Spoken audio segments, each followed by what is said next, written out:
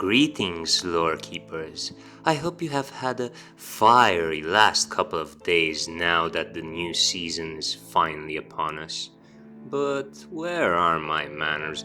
Before starting our little broadcast, let me just say hello once more and welcome to CinderTown. As we were saying, the heat is making its return. You can just feel the burning library in full throttle, the structure blazing endlessly, engulfed by the forever fire. Well, seasons here have lost part of their meaning, compared to the days of old at least, but no sense on reminiscing on climate change, I guess. Last time I had mention of a little competition of sorts, a spar measured in bottles, but not ones thrown at each other, no, merely a measure of the quantity of them being consumed. Heavyweight drinking champion Hemingway had indeed earnestly accepted Dumas' challenge. Why they did had quite an interesting argument on what they should drink. The dispute was resolved by the pet raven of a passerby, which kindly suggested the perfect solution: Amontillado.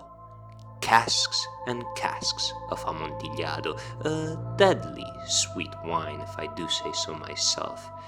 So they started their little game, drinking to their heart's content this luscious nectar. The taste was truly soothing, but as days passed by, there was still no clear winner.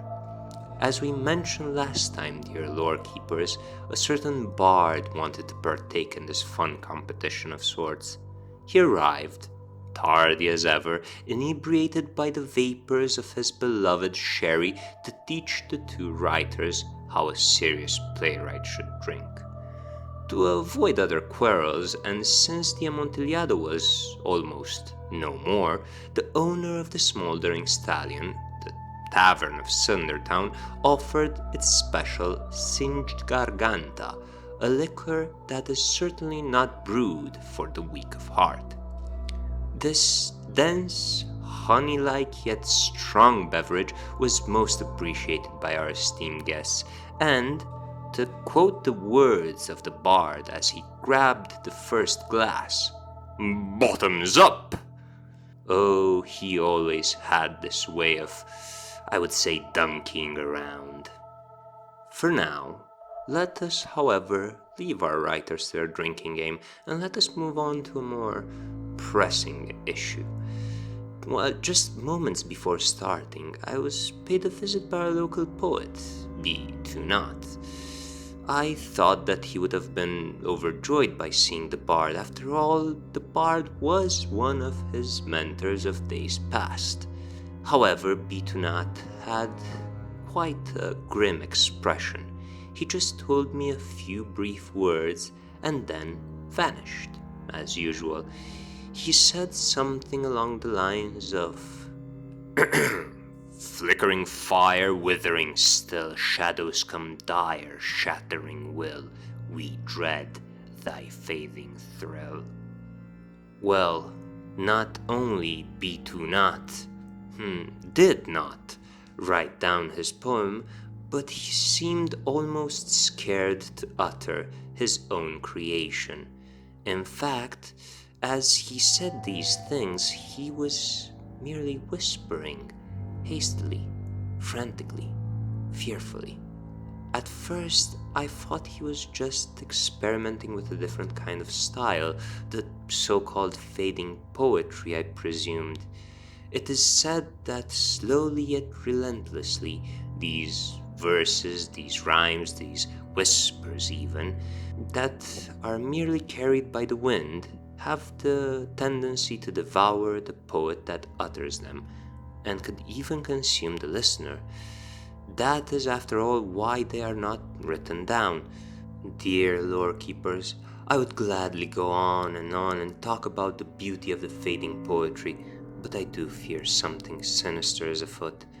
Bitunat's brief poem might be in fact a premonition, for you see, I also happen to receive word from our very own B.B. Hotspur, no known affiliation to BB King, it would seem that he feels necessary to stop sending demos. Musical chords strike hearts, yes, but according to his words, it may also strike claims of rights of copies. His cryptic message was accompanied by another note, written in scarlet, indicating the name of a piece he will be working on. The note said merely, "Dread of the Dark." And now you can possibly understand why I was speaking about the premonition. The signs are all there. Both our local poet and our local musician have felt it through their art.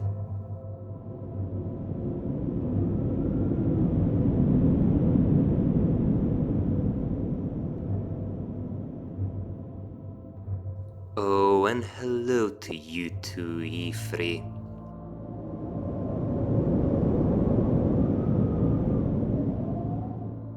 It would seem that Ifri is worried just as well. Fortunately for us, she said that she will return to the Library of A in search for answers. She thinks that there, through the endless shelves and ashen books, she will find, hopefully, another primeval ember.